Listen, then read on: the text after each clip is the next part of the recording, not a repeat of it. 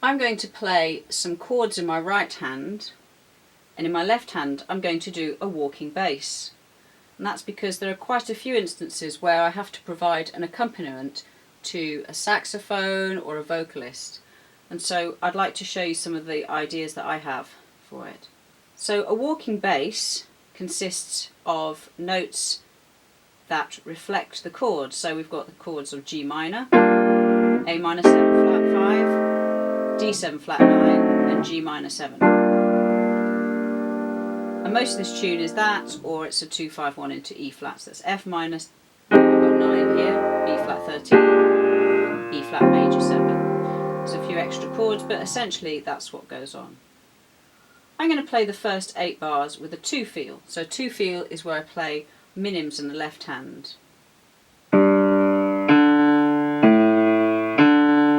Something like that. And that gives it a sense of, it gives it the swing feel, but there's not so much energy there. The second 8, I'm probably going to play a 2 feel but with a few extra notes, a few skips, so it'll have more of a lyrical quality to it. So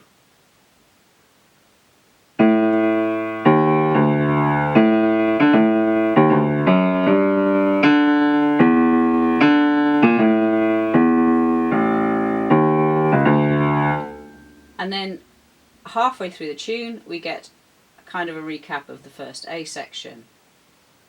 And then I'm going to do the more traditional walking bass, which is crotchets. So on every beat of the bar we'll have,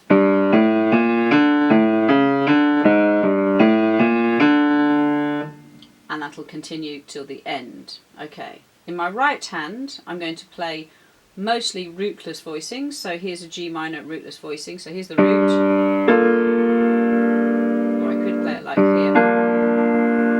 A minor 7 flat 5, D flat 7 flat 9, G minor 7. Then I'm going to play a voicing like this, F minor 9, B flat 13, E flat major 7. That's kind of all the chords. When I go to E minor 7 flat 5 I'll probably play it like this, A 7 flat 9, A minor 7 flat 5, D 7 flat 9, those kind of shapes. So I'm going to keep my right hand all in the mid-range, so it doesn't get too low and get in the way of the left hand, but also you don't want a massive gap between the hands. Okay, here goes.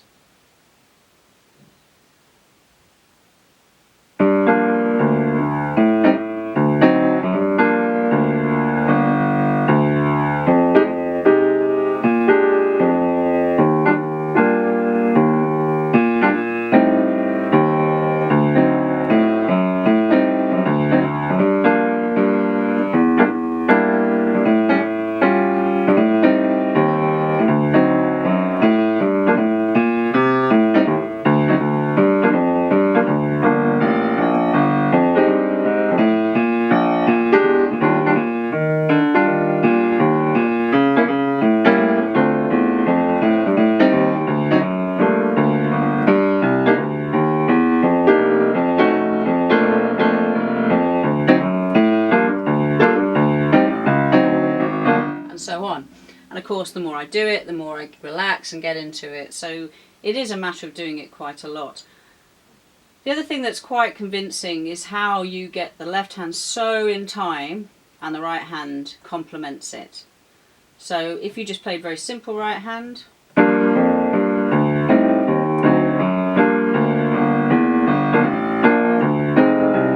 it's okay, good start, but could be a bit boring. Same as if you had too many offbeats in the right hand, it could just be a bit too much. And that's quite hard for me to not do it properly. So I'll just show you what happens when the right hand's too high. So if you play the right hand here,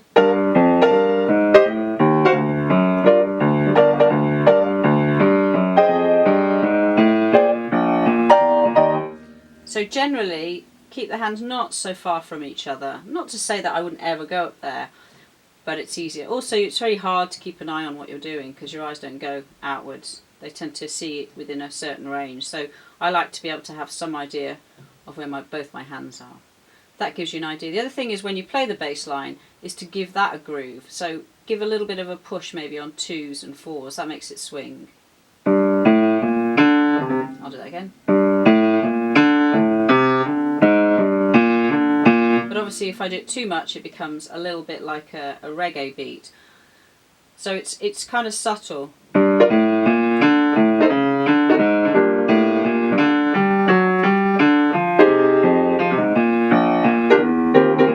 And you need to be able to do it so well that you can have a conversation playing, because you really need to have a lot of independence in the right hand when you're playing the left hand.